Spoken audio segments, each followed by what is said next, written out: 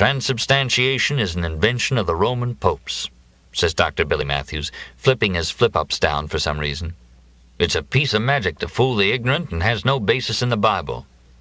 Whoa, hold on, Billy, cries Moon. You don't know what you're talking about. Christ said, "This is my body." Didn't he, Doc? Yes, I say, and utter a groan. That's the Italian translation, says Dr. Billy Matthews. With his flip-ups down, he looks blind as a bat. No, it isn't, is it, Doc? Tell him. Later. Oh, Lord, what am I going to do? I ask them, rending my shirt. What if the wind springs up? My eyes are swelling again. The world is seen through the slit on a gun turret. Max, something is dreadfully wrong. You're damn right there is. We've lost our NIMH funding for next year thanks to our Ecuadorian venture. No, I mean something a great deal wronger than that. You look ill, Tom. I'm very tired and my eyes are swelling, but I feel fine deep down. In fact, I've got a heart full of love, Max. Love?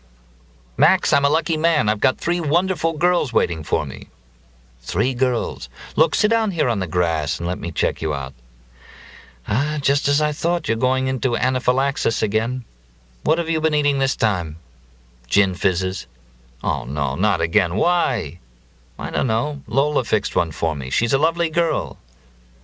Feeling very tired, I lie down on the velvety Tifton 451 Bermuda at the bunker's lip. But that's not what bothers me.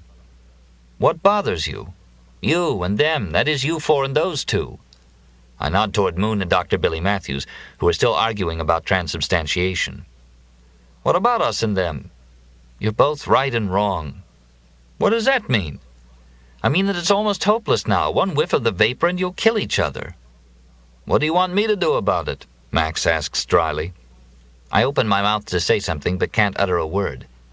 Max leans over and peers at me through the blue smoke and, suddenly seeing what is wrong, jumps up. I'll be right back. Don't worry about, I begin, lifting a feeble hand, and pass out. There comes a familiar smell of sweat, intricated by deodorant. I open my eyes. The smell comes from a push of air as Art Immelman, who is sitting on the lip of the sand trap, leans over me and his bi-swing jacket flaps. I won't say I told you so, Doc. Told me what?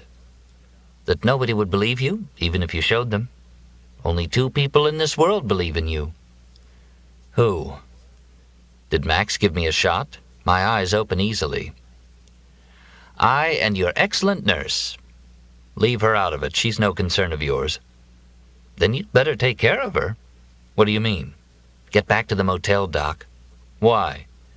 Because there's nothing you can do here and a great deal you can do there. But these people don't realize what is happening. And you can't tell them. They'll get hurt. Therefore, you'd better save yourself for the long pull. I think you are somehow responsible. You and your goddamn foundations. Art winces and shakes his head. Doc, we operate on a cardinal principle, which we never violate. We never do anything to anybody. We only help people do what they want to do. We facilitate social interaction in order to isolate factors. If people show a tendency to interact in a certain way, we facilitate the interaction in order to accumulate reliable data. And if people cut each other's throats, meanwhile, it's not your fault. Doc, we're dedicated to the freedom of the individual to choose his own destiny and develop his own potential. What crap, I mutter. Crap? Crap. Art searches his memory. I'm not sure I understand. Oh, but never mind. Aren't you feeling well enough to go now? Go where? Back to the motel and look after the 3 ladies. Your lapsometer is still there. You can protect the 3 of them and yourself from any unfortunate little side effects from this. He glances at the column of smoke, which is thicker than ever. Stay there 3 months. 3 months? It's your duty. By saving them and yourself, you can save millions later.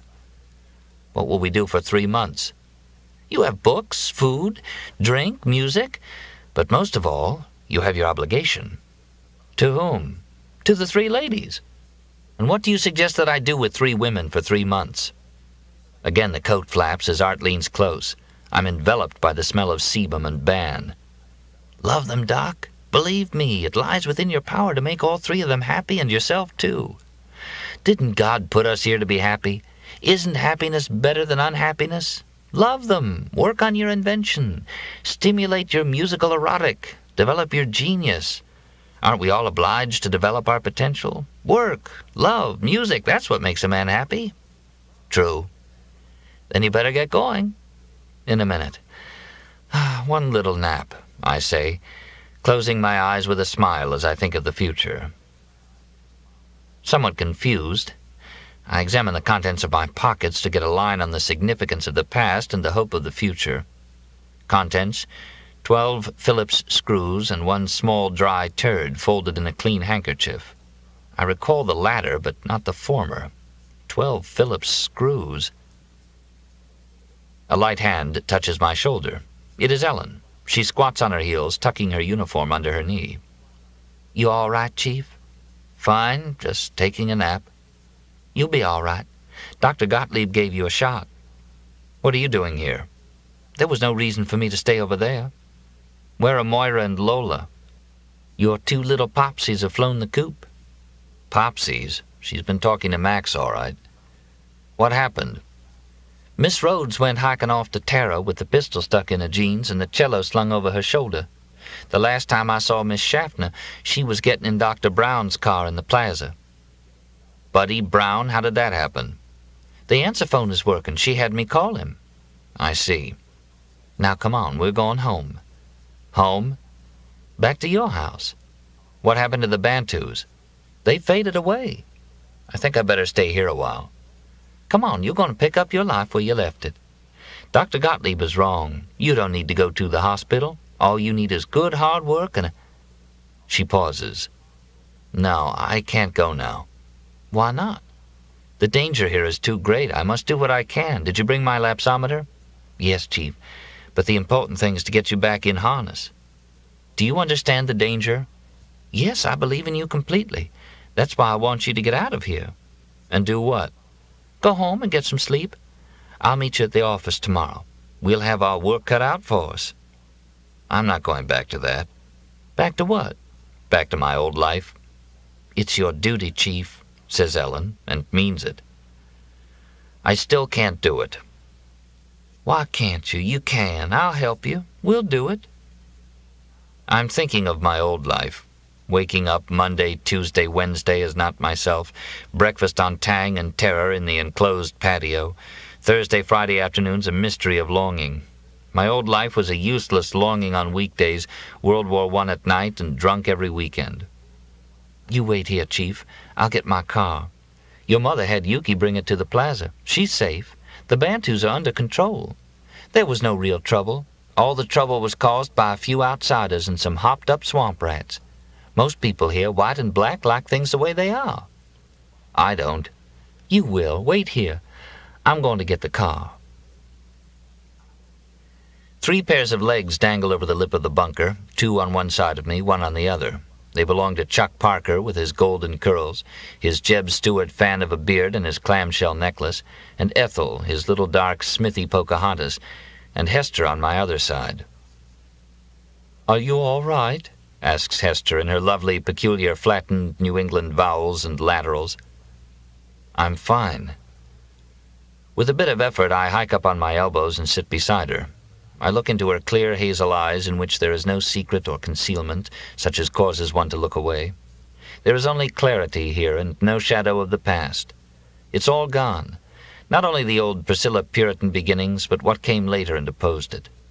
No Priscilla, no anti-Priscilla, no Puritanism, no Transcendentalism, no ism at all, not even an anti-ism, not even a going back like Ethel to Pocahontasism, no left or right. It's all gone. She's wiped the slate clean, and now she sits in the wilderness and reads and rereads The Case of the Velvet Claws. She's waiting for something. "What a sight, eh, Doc?" says Chuck, leaning out to see me. "I'm glad to be here, glad to have seen it." "Seen what?" "Seen the end. You're looking at it, Doc. The same is up." Chuck sweeps his arm past the smoking bunker, his father with the hose, the pros, the AMs, the golf carts, the officials, the scientists, the stereo V tower with its cameras, the sodium arcs.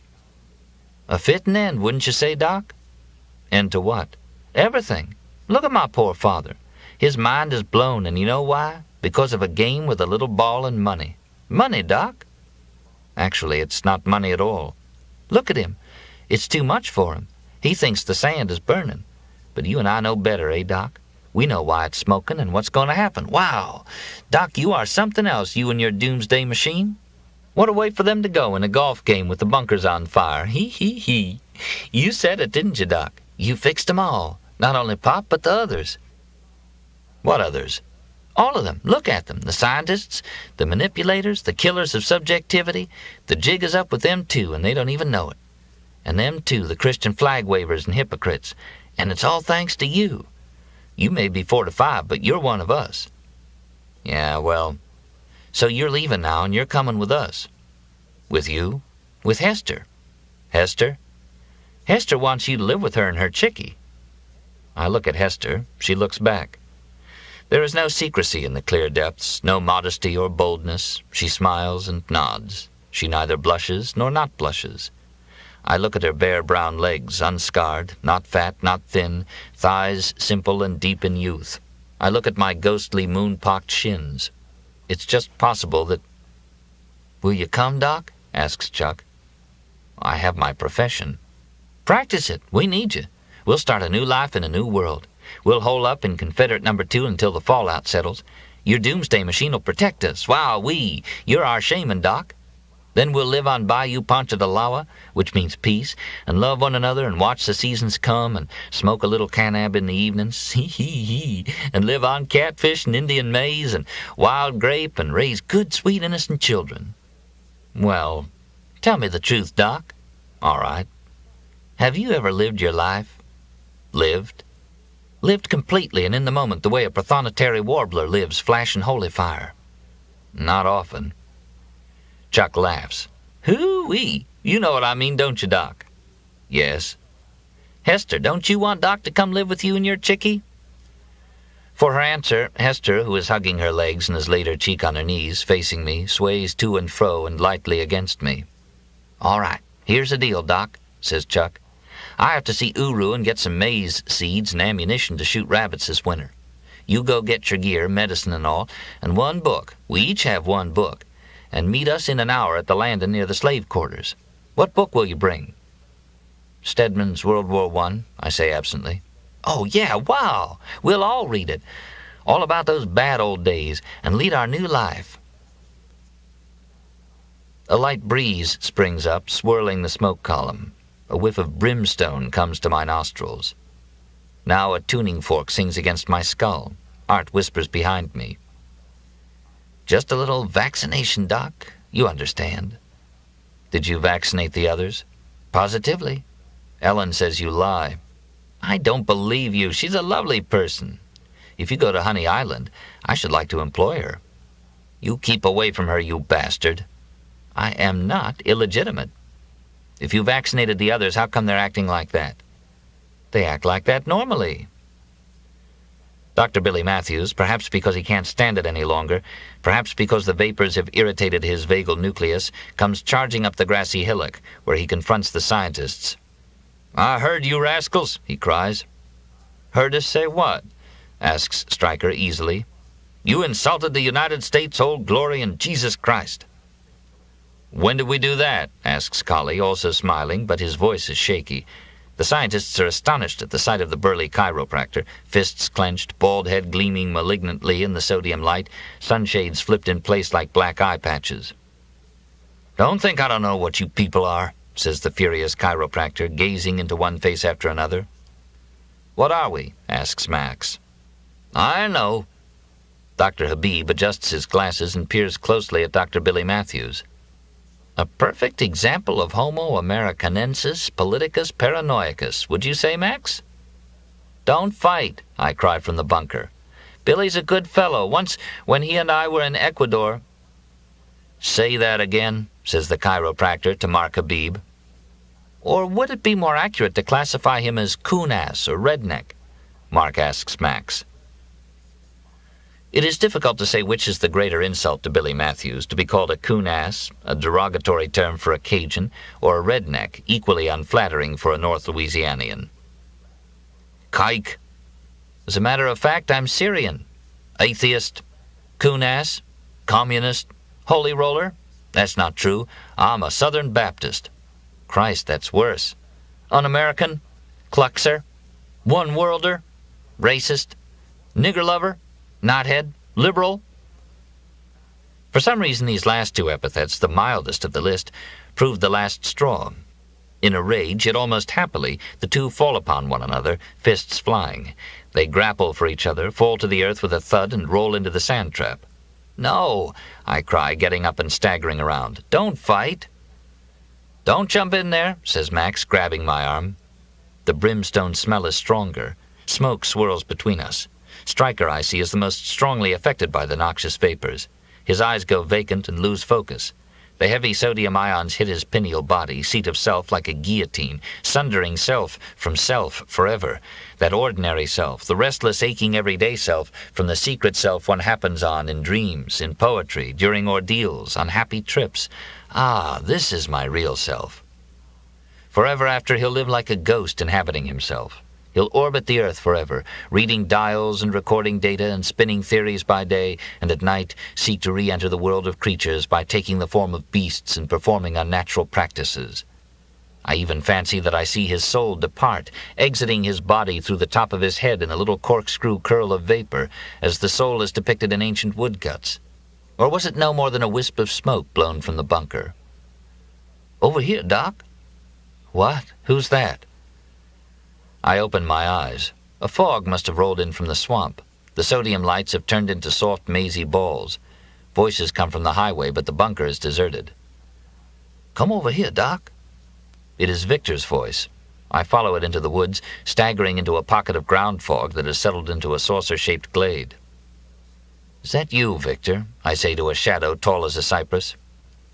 "No," says a different voice, muffled and flat. "Victor's gone." "I sent him for you. Sit down." It is Uru. He points to a stump. I sit down in a pool of fog, which is as thick and white as a CO2 Transylvania fog. "What do you want, Uru?" "I want your machine." "Why?" "I don't know what's going on here, but Victor and Willard say you know something and that your machine works. Let's have it." "I don't have one." "Well, I'll find one in your house." "It wouldn't do you any good. You wouldn't know how to use it." "We'll be the judge of that." Uru takes another stump. Hunched over his manquo, he looks like a benched pro in a poncho. His face is in darkness. "If we live through this, I'll bring the lapsometer wherever you like, test your people, and treat them if they need it." "We can take care of our own." "Very well, I'll be going." "All we want from you is you off our backs." "Very well, you got it." Uru picks up his Isinconquani, which hangs between his legs like a Scotsman's sporran, and slings it to one side. "We're taking what we want and destroying what we don't, and we don't need you." "Is that what Victor says?" "Victor's got nothing to say about it. Let me tell you something." Uru hunches forward on his stump. We sit knee to knee like commuters, but I still can't make out his face. "We got 200 Bantus just from this town, and not one of them, not one, got any use for Victor or sweet Jesus. So we don't need any help from you or Victor in what we're going to do." "Then why did you send for me?" "You want to know what's funny, Doc?" "No." "The way you chucks sold Victor on sweet Jesus, and he out-Jesused you. You beat him with Jesus, but you beat him so bad that in the end he out-Jesused you and made liars out of you, and that was the one thing you couldn't stand. So Victor won after all." "Victor wouldn't think that was funny." "No, he wouldn't. But Victor doesn't matter now. Not you or Victor. What matters is what we're going to do." "What's that?" "Like I said, take what we need, destroy what we don't, and live in peace and brotherhood." Peace and brotherhood. The map has come back. Crooked capillary county roads and straight stretches of interstate arteries. "Well, you're right about one thing. I couldn't help you now even if you'd let me. We're not talking about the same thing. We're talking about different kinds of trouble. First, you got to get to where you're going, or where you think you're going, although I hope you do better than that, because after all, nothing comes easier than that, being against one thing and tearing down another thing and talking about peace and brotherhood. I never saw peace and brotherhood come from such talk, and I hope you do better than that, because there are better things and harder things to do. But either way, you got to get where you're going before I can help you. Help us do what? There's no use my even telling you, because PhD or not, you wouldn't know what I was talking about. You got to get to where we are, or where you think we are, and I'm not even sure you can do that.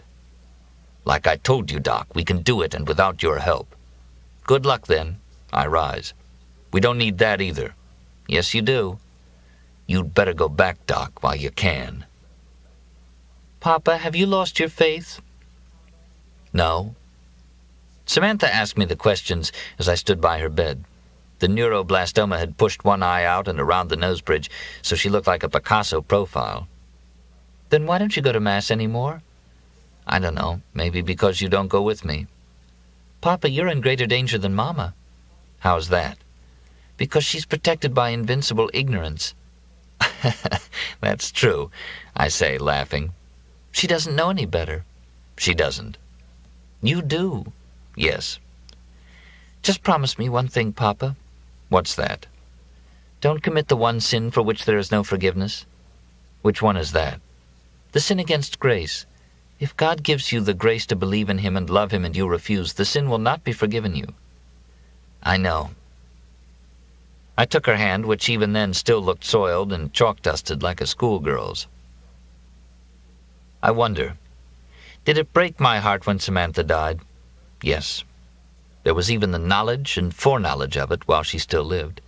Knowledge that while she lived, life still had its same peculiar tentativeness, people living as usual by fits and starts, aiming and missing, while present time went humming. And foreknowledge that the second she died, remorse would come and give past time its bitter specious wholeness. If only we hadn't been defeated by humdrum, humming present time and missed it, missed ourselves, missed everything. I had the foreknowledge while she lived. Still, present time went humming. Then she died, and here came the sweet remorse like a blade between the ribs. But is there not also a compensation, a secret satisfaction to be taken in her death, a delectation of tragedy, a license for drink, a taste of both for taste's sake? It may be true. At least Doris said it was. Doris was a dumbbell, but she could read my faults. She said that when I refused to take Samantha to Lourdes. Doris wanted to, because of the writings of Alexis Carrel and certain experiments by the London Psychical Society, etc., etc. The truth was that Samantha didn't want to go to Lourdes, and I didn't want to take her. Why not? I don't know Samantha's reasons, but I was afraid she might be cured. What then? Suppose you ask God for a miracle, and God says, yes, very well. How do you live the rest of your life? Samantha, forgive me. I'm sorry you suffered and died. My heart broke, but there have been times when I was not above enjoying it. Is it possible to live without feasting on death? Art and Ellen helped me to my feet. Ready, Chief? Where are we going? My car is over there.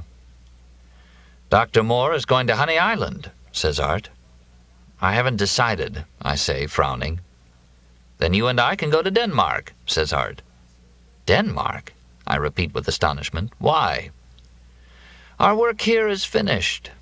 Art gazes down at the bunker, which is smoking more than ever. Charlie Parker's hose is still running, but Charlie is gone. Why Denmark?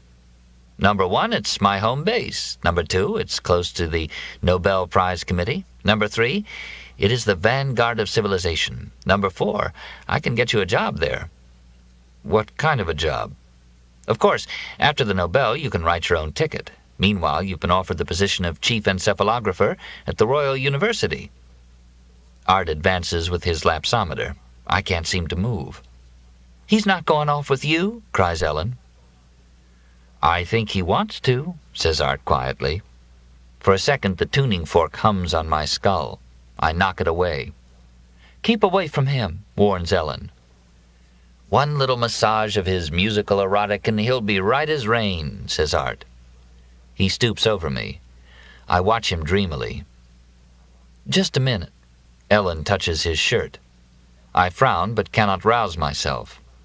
"Step over here." Ellen returns arm in arm with Art. She hands me her car keys. "You can go now, Chief." I'm peering at Art through the smoke. He nods reassuringly. "She's right. You can go home, Doc." "Where do you think you're going?" I ask Ellen. "With Dr. Immelman." "What do you mean?" She shrugs. "I need a job, and you evidently don't need me. It's nothing new. Dr. Immelman offered me a position the first day he came to see you." "Doing what?" "As his traveling secretary." "You're not traveling anywhere with this bastard." I grab her hand and yank her away from Art. "Why, you evil-minded son of a bitch," I tell Art. "I can't understand why he calls me those extraordinary names," says Art to no one in particular. "Get away from here," I say uneasily, for now Art is advancing upon us with my lapsometer. Slinging the device from his shoulder, he holds out both hands. "The two of you will come with me." "We have to go," whispers Ellen, shrinking against me. "No, we don't." "If we both go, Chief, maybe it'll be all right." "No, it won't," I say, not taking my eyes from Art, whose arms are outstretched like the Christ at Sacre-Cœur in New Orleans. "We'll all be happy in Copenhagen," murmurs Art.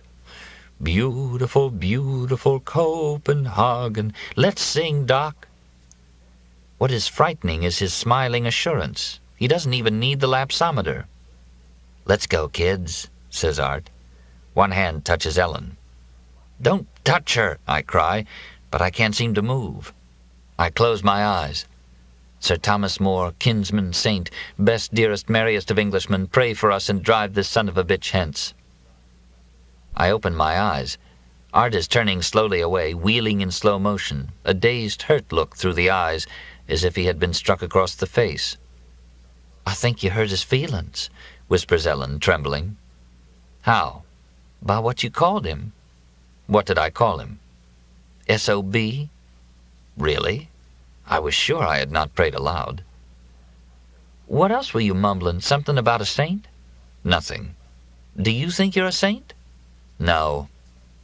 Then Ellen never heard of the other Thomas More. "Look, he's leaving." "So he is." "Shouldn't we—" "No." I hold her tight. Art disappears into the smoke swirling beyond the bunker. "Now what?" asks Ellen. "I think I'll have a drink." "No, you won't. Let's go home," she says, spitting on me and smoothing my eyebrows. Chapter 6. 5 years later. In the slave quarters, 9 a.m., Christmas Eve. Hoeing collards in my kitchen garden. A fine December day. It is cold, but the winter sun pours into the walled garden and fills it up. After hoeing a row, sit in the sunny corner, stretch out my legs and look at my boots. A splendid pair of new boots of soft oiled leather, good for hunting and fishing and walking to town. For the first time I understand what the Confederate soldier was always saying. A good pair of boots is the best thing a man can have. A poor man sets store by good boots. Ellen and I are poor. We live with our children in the old quarters. Constructed of slave brick, worn porous and rounded at the corners like sponges, the apartments are surprisingly warm in winter, cool in summer. They are built like an English charter house, 100 apartments in a row along the bayou, each with a porch, living room, or in my case, library, 2 bedrooms, kitchen, garden, one behind the other. Waiting and listening and looking at my boots. Here's one difference between this age and the last. Now, while you work, you also watch and listen and wait. In the last age, we planned projects and cast ahead of ourselves. We set out to reach goals. We listened to the minutes of the previous meeting. Between times, we took vacations. Through the open doorway, I can see Ellen standing at the stove in a swatch of sunlight. She stirs grits. Light and air flow around her arm like the arm of Velasquez's Weaver Girl. Her half-apron is lashed just above the slight swell of her abdomen. She sucks spoon down on pot and cocks her head to listen for the children, slanting her dark, straight eyebrows. A kingfisher goes ringing down the bayou. Meg and Thomas More Jr. are still asleep. China berries bounce off the tin roof. The bricks are growing warm at my back. In the corner of the wall, a garden spider pumps its web back and forth like a child on a swing. My practice is small, but my health is better. Fewer shakes and depressions and unnatural exaltations. Rise at 6 every morning and run my trot line across the bayou. Water is the difference. Water is the mystical element. At dawn, the black bayou breathes a white vapor. The oars knock, cypress against cypress, but the sound is muffled, wrapped in cotton. As the trot line is handed along, the bank quickly disappears, and the skiff seems to lift and be suspended in a new element, globy and white. Silence presses in, and up from the vaporish depths come floating great green turtles, blue catfish, lordly gaspergoos. Strange, I am older, yet there seems to be more time for watching and waiting and thinking and working.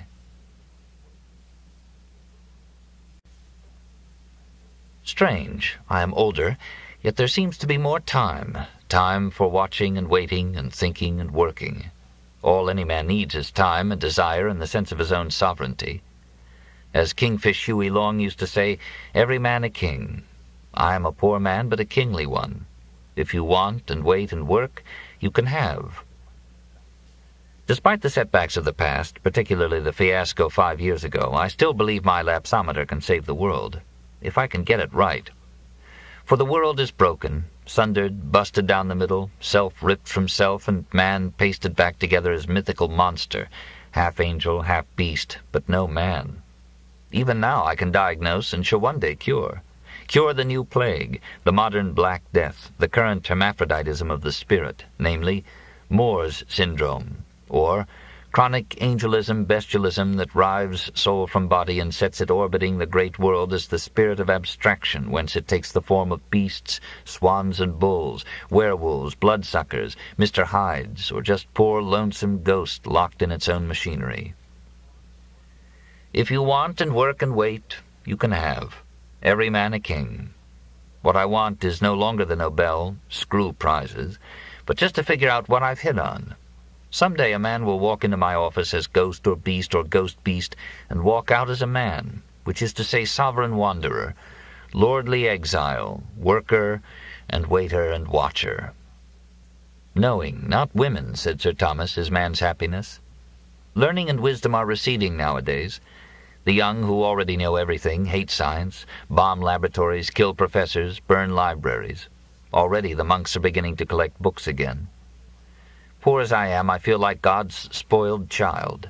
I am Robinson Crusoe, set down on the best possible island with a library, a laboratory, a lusty Presbyterian wife, a cozy treehouse, an idea, and all the time in the world. Ellen calls from the doorway. Breakfast is ready. She sets a plate of steaming grits and bacon for me on a plain pine table. Like most good cooks, she hasn't a taste for her own cooking. Instead, she pours honey on an old biscuit. We sit on kitchen chairs in the sunlight. With one hand, she absently sweeps crumbs into the other. Her hand's rough heel whispers over the ribs of pine. She keeps her apron on. When she sits down, she exactly fills the heart-shaped scoop of the chair. Her up-tied hair leaves her neck bare save for a few strands.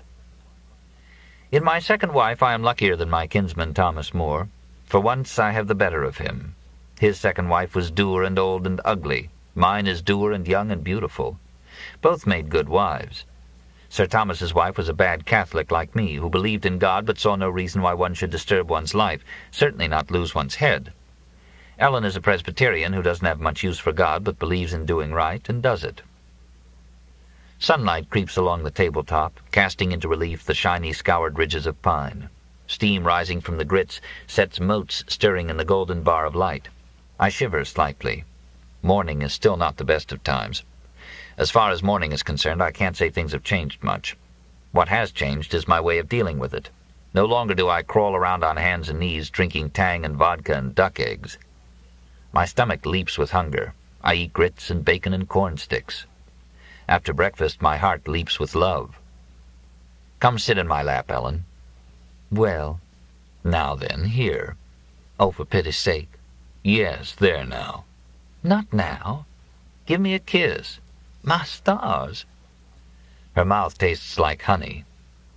Not now, she whispers. Why not? The children are coming. The children can... Here's Meg. So I see. Kiss me. Kiss Meg. 2. Walk up the cliff to catch the bus in Paradise. Up and down the fairways go carts canopied in orange and white Bantu stripes. Golfers dismount for their shots, their black faces inscrutable under the bills of their caps. Recently, Bantu golfers rediscovered knickerbockers and the English golf cap, which they wear pulled down to their eyebrows and exactly level. They shout 4, but they haven't got it quite right, shouting it not as a warning, but as a kind of ritual cry, a karate shout before teeing off. English golf pros are in fashion now, the way Austrian ski instructors used to be. Charlie Parker moved to Australia. 4, shouts a driver, though no one is in sight, and wails into it. Good shot. Bully, old man. Give me my cleek. Paradise has gone 99% Bantu. How did the Bantus win? Not by revolution. No, their revolution was a flop. They got beat in the Troubles 5 years ago and pulled back to the swamp. So how did they win? By exercising their property rights. Why not? Squatting out in the swamp for 20 years, they came by squatters' rights to own it. Whereupon oil was struck through the old salt domes. Texaco and Esso and Good Gulf thrust money into black hands. Good old Bantu uncles burned $100 bills like Oklahoma Indians of old. So they moved out of the swamp and bought the houses in Paradise. Why not?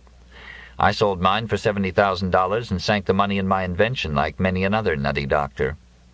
Willard Amati bought Tara and was elected mayor.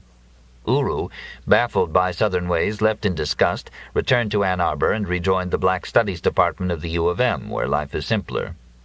Others left.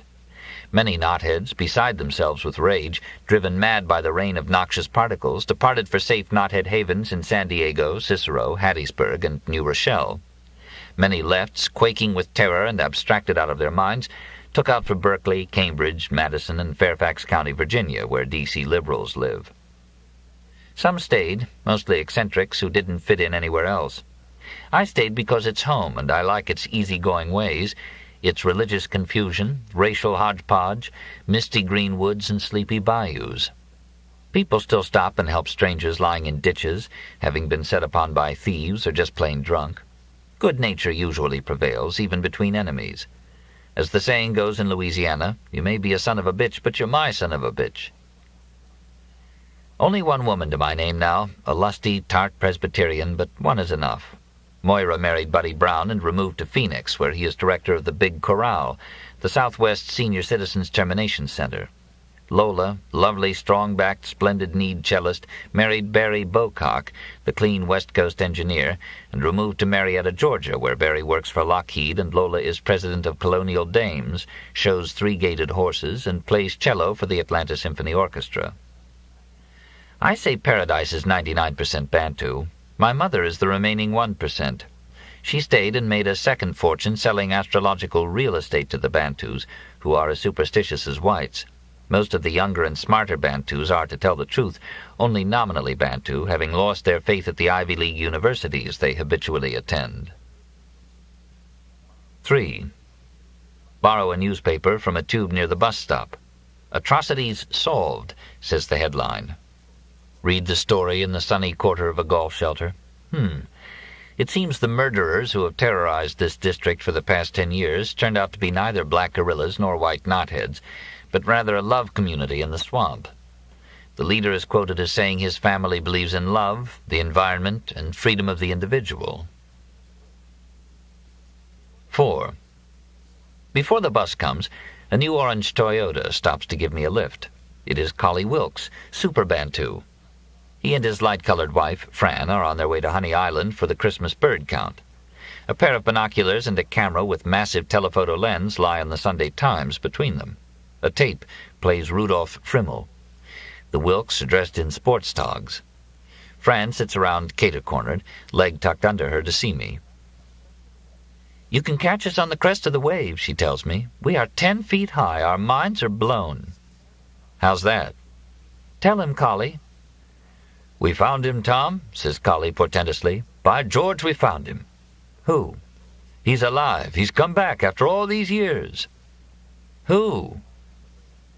This morning, hauling up a great unclassified beast of a fish, I thought of Christ coming again at the end of the world, and how it is that in every age there is the temptation to see signs of the end, and that, knowing this, there is nevertheless some reason, what with the spirit of the new age being the spirit of watching and waiting, to believe that... Collie's right hand strays over the tape deck. The smooth shark skin at the back of his neck is pocked with pits that are perfectly circular, as if they'd been punched out with a tiny biscuit cutter. "Last Sunday at 6:55 a.m., says Collie calmly, "exactly 4 miles west of Honey Island, I saw an ivory-billed woodpecker." Is that so? No question about it.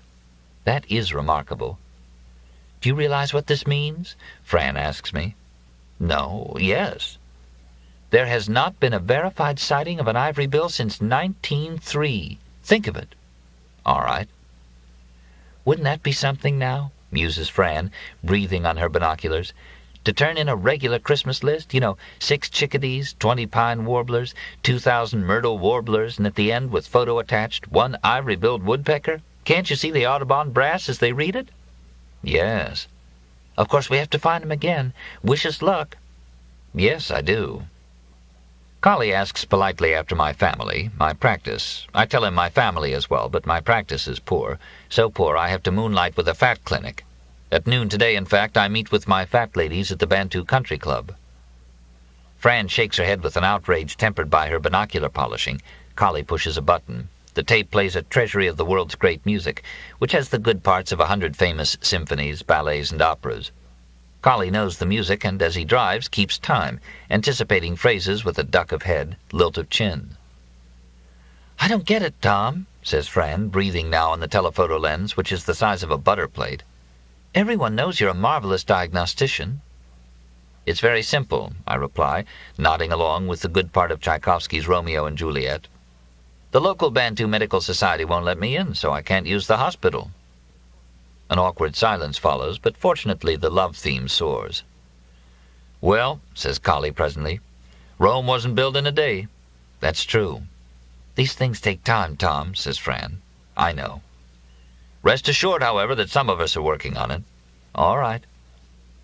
The Anvil chorus starts up. Collie beats time with soft blows of his fist on the steering wheel. "You've got to remember one thing," says Collie, socking away. "You can sometimes accomplish more by not rocking the boat." "Oh, I wasn't rocking the boat. You asked me a question." "You're among friends, Tom," says Fran. "Who do you think led the fight to integrate the Bantu Audubon Society?" "Collie." "Right." Collie lifts his chin toward me. "And who do you think fixed 100 Christmas baskets for Peckerwood children?" "Fran." "Longhoo baskets, dear," Fran corrects him. Longhoo is the Bantu god of the winter solstice. "Tell me something, Tom," says Collie quizzically, Amherstly, swaying in time to the good part of Waltz of the Flowers from Nutcracker. "Still working on your, lapsometer?" "Yes, indeed. Now that there is no danger of diabolical abuse, the future is bright." He frowns, missing the beat of Nutcracker. He's sorry he asked. But he's full of Christmas cheer, or triumph over the ivory bill, and presently comes back to it as if to prove his goodwill. "Some day you're going to put it all together," he says, directing Barcarolle with one gloved finger. "Put all what together?" "Your device. I'm convinced you're on the right track in your stereotactic exploration of the motor and sensory areas of the cortex. This is where it's at." "Oh, that's not it at all," I say, hunching forward between them. "I'm not interested in motor and sensory areas. What concerns me is angelism, bestialism, and other perturbations of the soul." "The soul? Yes, well." "Just what do you think happened here 5 years ago?" I ask his smooth, punch-carded neck. 5 years ago? "In the Troubles. What do you think caused people to go out of their minds with terror and rage and attack each other?" Fran looks at Collie. "The usual reasons, I suppose," says Collie mournfully. "People resorting to violence instead of using democratic processes to resolve their differences." "Bullshit, Collie. I beg your pardon, Fran. What about the yellow cloud?" "Right. Well, here we are." Collie pulls over to the curb and reaches around the headrest to open my door, which takes some doing. "Merry Christmas," I say absently, and thank them for the ride. "Merry Longhoo," says Fran, smiling but firm-eyed. 5. The office is lonesome without Ellen. Usually she comes with me, but Saturday is my fact clinic day, and I only spend a couple of hours here. Ellen is taking the kids to see Santy. It is Christmas Eve, and I need a bit of cash. $10 wouldn't hurt. The solitude is pleasant, however. I open the back door opening onto the ox lot. English sparrows have taken the Martin Hotel. When I prop my foot on the drawer of Bayonne Rayon members, it reminds me of taking a drink. I close the drawer. No drink for 6 months. One reason is willpower. The other is that Ellen would kill me. Across the ox lot, Mrs. Prouty comes out on the loading ramp of Sears. She smiles at me and leans against the polished steel pipe rail. I smile back. Most Saturdays we exchange pleasantries.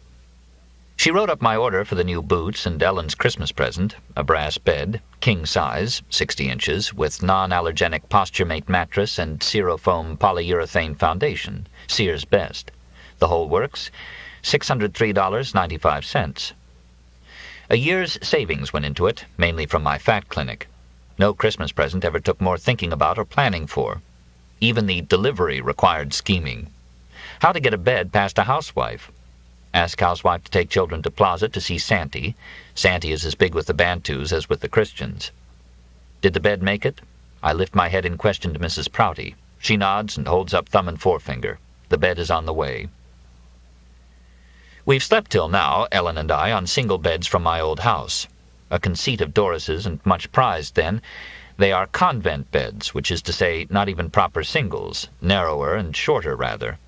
For 13 years my feet have stuck out, 5 with Doris, 3 alone, 5 with Ellen.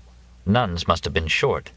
White iron, chaste, curious, half-canopied the beds were, redolent of a far-off time and therefore serviceable in Doris's war on the ordinary, because at the time it was impossible to sleep in ordinary beds. Did Mrs. Prouty wink at me? Across the weeds we gaze at each other, smiling. Her olive arms hug herself. A nylon hip polishes a pipe fitting. Mrs. Prouty is a good-looking, good-humored lady. Whenever she used to see me buying a bottle next door at the Little Napoleon, she'd say, "Somebody's going to have a party. Can I come?" Her licorice look comes, I think, from her merry eye and her skin, which is as clear and smooth as an olive. When I ordered the brass bed, she swung the catalog round on its lectern, leaned on it, and tapped her pencil on the counter. "I know where I'd spend Christmas, huh, Docky?" "What?" "Oh," I say, laughing before I take her meaning. Did she say Docky or Ducky?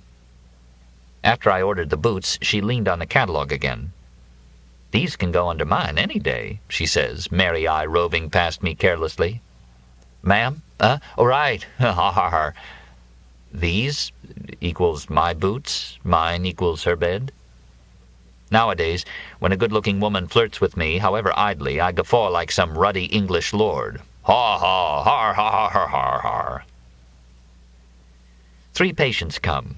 2 Bantu businessmen, one with ulcers, the other with hypertension. Their own docs did 'em no good, so they want me to make magic passes with my machine. I oblige them, do so, take readings, hoard up data. They leave, feeling better. The third is old P.T. Bledsoe. Even though he lost everything, including his wife when the Bantus took Paradise and Better Bag Paper Company, he didn't leave and go to the outback after all. Instead, he moved out to his fishing camp and took to drinking Gallo Muscatel and fishing for speckles. All he comes to me for is to get his pan-vitamin shot to keep his liver going. Out he goes, rubbing his shiny butt and rattling off in his broken-down Plymouth. $11. Not a bad haul. My patients fork over cash, knowing I need it, 5 from each Bantu and $1 from P.T., who also brings me a sack of Merlotons and a 5th of Early Times. Not good. But he didn't know I had stopped drinking. Mrs. Prouty is still on the ramp. She points to her wristwatch. Does she mean it is almost noon and she'll be off, and why not have a little Christmas drink? For she's spotted the Early Times. Rising, I unshuck gift box from bottle. Comes again the longing, the desire that has no name. It is for Mrs. Prouty, for a drink, for both. For a party, for youth, for the good times, for dear good drinking and fighting comrades, for football game girls in the fall with faces like flowers. Comes the longing, and it has to do with being 15 and 50, and with the winter sun striking down into a brickyard, and on clapboard walls rounded off with old hard blistered paint, and across a door sill onto linoleum. Desire has a smell of cold linoleum and gas heat and the sour, piebald bark of crepe myrtle. A good-humored 35-year-old lady takes the air on a back lot in a small town. Insert thumbnail into plastic seal between glass rim and stopper. The slight pop is like a violation. Comes a knock. Patient number 4. Put away the early times in the drawer of Bayonne rayons. It is a new patient, a young coffee-colored graduate student with intense eyes and a high bossed forehead like the late Harry Belafonte. Seems he has a private complaint. Nothing for it but to close the back door. He leans forward in a pleasant, anxious way. I know what is wrong with him before he opens his mouth, but he tells me anyway. Chief complaint, a feeling of strangeness, of not feeling himself, of eeriness, dislocation, etc., etc. Past history, native of Nassau, graduate of U of Caen and Syracuse. He tells me it is his plan to unite in his own life the objective truths of science with the universal spiritual insights of Eastern religion. Ah, me. Another orientalized heathen Englishman. Well, let's see, I say, and take out my lapsometer. When he's gone, I open the back door. The Sears ramp is empty. Ah, well. To my fat ladies, to the A&P for a turkey, to the toy store and home. 6. 4. Good mashy, old man. In a bunker, I notice that, December or not, weeds are beginning to sprout. A tractor pulling a gang mower stops beside me. The driver is greenskeeper Moon Mullins, a fellow Knight of Columbus, holy name man, ex-Pontiac salesman. Moon stayed because he owns half the shacks in Happy Hollow, now inhabited by peckerwoods, and can't sell them. How goes it, Moon? The greenskeeper shakes his head dolefully. Really, though, he's as fit as can be. What he doesn't remember is his life as a Pontiac salesman in a Toyota town, standing around the showroom grinning and popping his knuckles while his colon tightened and whitened, went hard and straight as a lead pipe. You want to know where it all began to go wrong? Moon asks me, nodding toward a foursome of sepia golfers. Where? It started when we abandoned the Latin Mass. You think? Sure, you think about it. All right. Off he roars, whistling a carol and showering me in a drizzle of grass cuttings. See you tonight, he hollers back. He comes down to the chapel now. Most ACC, Cicero, Catholics have moved away. Monsignor Schleifkopf was transferred to Brooklyn. Moon and others who stayed have drifted back to Father Smith. 7. After holding Fat Clinic at the club, I'm served lunch in the hall. The placing of my table in the hall between the men's bar crowded with golfers and the dining room overflowing with mahjong ladies is nicely calculated not to offend me. I eat with the English pro. From one side comes the click of mahjong tiles, from the other the rattle of poker dice in cup. My Bantu ladies, the Weight Watchers, are a hefty crew. They are all dressed in the fashion of the day, in velveteen, mostly green and wine-colored with hats to match, hats with tall stove-in crowns and large, cloche-shaped brims. The food is good. It comes straight from the rib room and is the same roast beef and Yorkshire pudding everyone is served. I eat heartily. Better still, I don't have to listen to "Christmas gift, Doc," and I don't have to worry about tipping. Instead, I get tipped. Beside my plate, I find an envelope with check for $25 and poem attached. From my fat ladies. Merry Longhoo for our Doc, who tries to keep us slim. Don't get discouraged, Doc. We'll try harder. More power to him. Reading poem and nodding and chewing roast beef. 8. The bell rings for midnight mass. Ellen decides to come with me. Thanks again for the bell, my son, says Father Smith on the tiny porch of the chapel. With his deep tan from fire-watching and his hairy Spanish football wrists, he looks more than ever like Ricardo Montalban. The bell is the plantation bell from Terra. It is the original bell provided by David O. Selznick for the original Terra. Lola hid it in the well before the Bantus came. There is some confusion in the chapel. The Jews are leaving. It is their Sabbath. The Protestants are singing. Catholics are lined up for confession. We have no ecumenical movement. No minutes of the previous meeting are read. The services overlap. Jews wait for the Lord. Protestants sing hymns to him. Catholics say Mass and eat him. Bessie Charles is singing a spiritual. He's got the little bitty baby in his hands. He's got the whole world in his hands. Catholics join in self-consciously and off-key. Father Smith looks at his watch as usual, and as usual says, "Time to get locked in the box. Coming?" Very well. Blinking with surprise, he lets out a groan and looks at his watch again. Must he hear my confession in the few minutes he allots to polishing off the week's sins of his practicing Catholics? Well, he will if he must. Don't worry, Father, it won't take a minute. He nods, relieved. Perhaps I've been slipping off to confess elsewhere. My turn comes at last.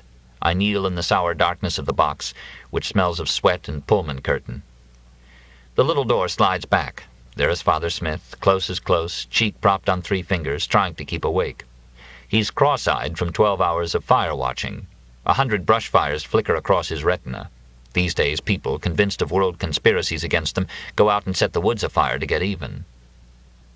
Bless me, Father, for I have sinned, I say, and fall silent, forgetting everything. When was your last confession? Asks the priest patiently. 11 years ago.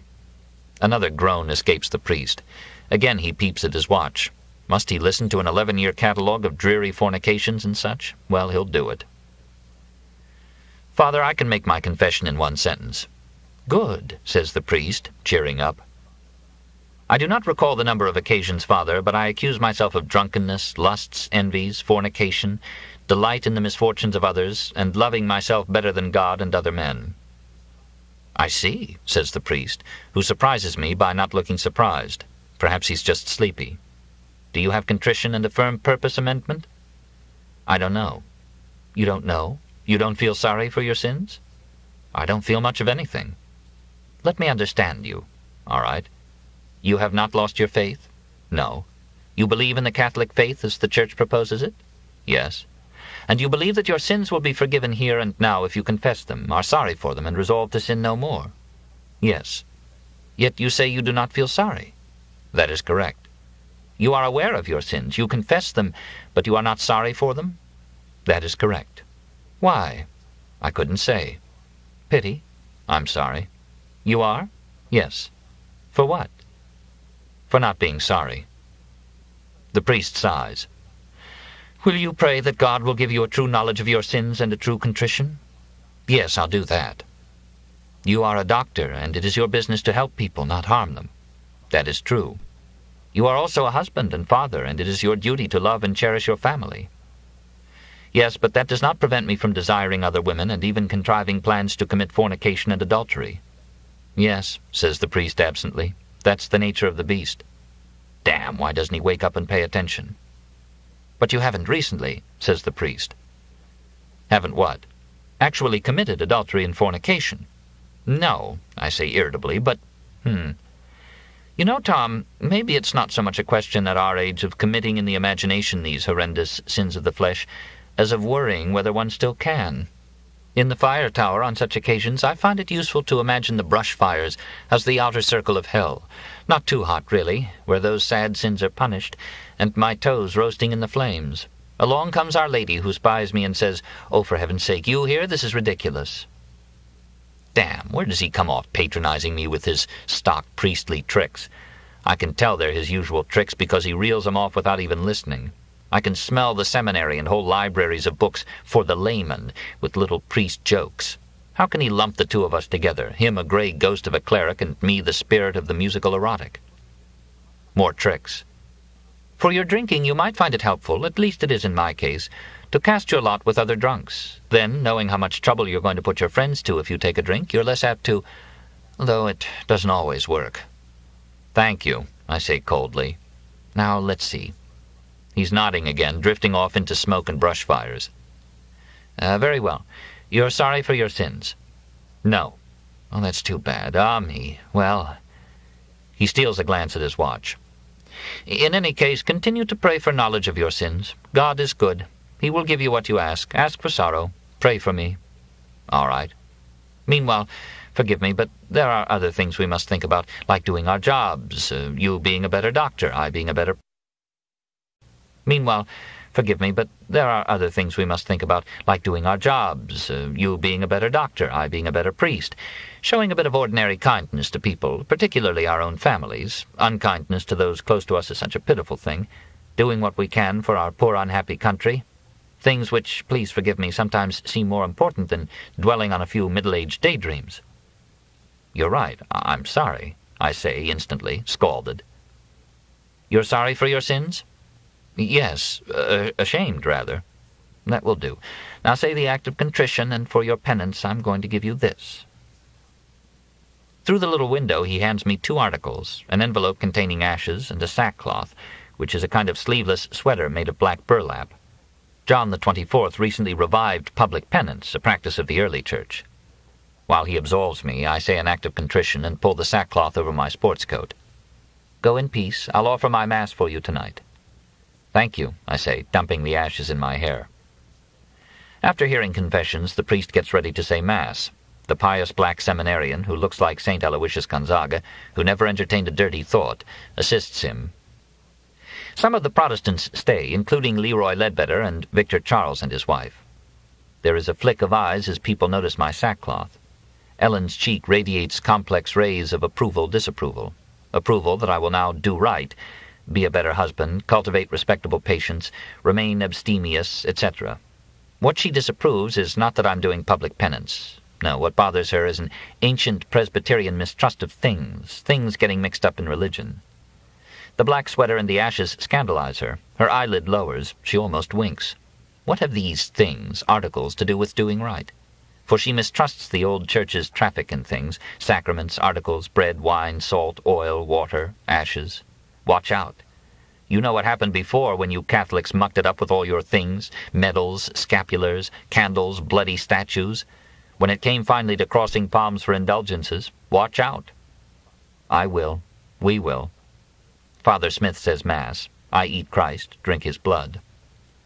At the end, the people say aloud a prayer of confessing the sins of the Church and asking for the reunion of Christians and of the United States. Outside, the children of some love couples and my own little Thomas More, a rowdy but likable lot, shoot off firecrackers. Hooray for Jesus Christ, they cry. Hooray for the United States. 9. After Mass, Victor Charles wishes me Merry Christmas and tells me he's running for Congress. The U.S. Congress? Why not? He wants me to be his campaign manager. Why me? I got the Bantu vote. They've fallen out with each other and are willing to go with me. Chuck Parker's helping me with the swamp people. Max is working on the liberals. Leroy Ledbetter's got the Peckerwoods. You could swing the Catholics. I doubt that. Anyhow, I'm not much of a politician. I have to laugh. He sounds exactly like a politician from the old auto age. You organized the soup chapter here, didn't you? Soup is Southerners and others united to preserve the Union in repayment of an old debt to the Yankees who saved it once before and are destroying it now. For in fact much of the North is pulling out. The new Hanseatic League of Black City-States, Detroit, New York, Chicago, Boston, Los Angeles, Washington, refused last year to admit federal election commissioners. D.C. had to remove to Virginia, home of Jefferson. You're a good doctor, Doc. People respect you. What's that got to do with politics? Everything, man. You running as knothead or left? Doc, I'm running under the old rooster. In Louisiana, the rooster stood for the old Democratic Party. I laugh. Victor laughs and claps his hands. It's the same old funny fouled-up coalition. Kennedy, Evers, Goldberg, Stevenson, LQC Lamar. All right. All right what? I will. We laugh. Why are we laughing? Merry Christmas, Doc. Merry Christmas. 10. Barbecuing in my sackcloth. The turkey is smoking well. The children have gone to bed, but they'll be up at dawn to open their presents. The night is clear and cold. There is no moon. The light of the transmitter lies hard by Jupiter, ruby and diamond in the plush velvet sky. Ellen is busy in the kitchen fixing stuffing and sweet potatoes. Somewhere in the swamp a screech owl cries. I'm dancing around to keep warm, hands in pockets. It is Christmas Day, and the Lord is here, a holy night, and surely that is all one needs. On the other hand, I want a drink. Fetching the early times from a clump of palmetto, I take 6 drinks in 6 minutes. Now I'm dancing and singing old Sinatra songs and the Salve Regina, cutting the fool like David before the ark, or like Walter Houston doing a jig when he struck it rich in the Sierra Madre. The turkey is ready. I take it into the kitchen and grab Ellen from behind. She smells of flour and stuffing and like a Georgia girl. "Oh, for pity's sake," says Ellen, picking up a spoon. "You're lovely here." "You've been drinking." "Yes." "Put my dress down." "All right." "What are you doing?" "Picking you up." "Put me down." I'm staggering with her, a noble, surprisingly heavy Presbyterian armful. "You're drunk." "Yes." "Where do you think you're going?" "In here. Put the spoon down." She puts the spoon down, and I put her down on her new $600 bed. To bed we go for a long winter's nap, twined about each other as the ivy twineth, not under a bush or in a car or on the floor or any such humbug as marked the past peculiar years of Christendom, but at home, in bed, where all good folk belong. This concludes the reading of Love in the Ruins, The Adventures of a Bad Catholic at a Time Near the End of the World, by Walker Percy. This book was read by Tom Parker. If you wish to obtain a mail-order catalog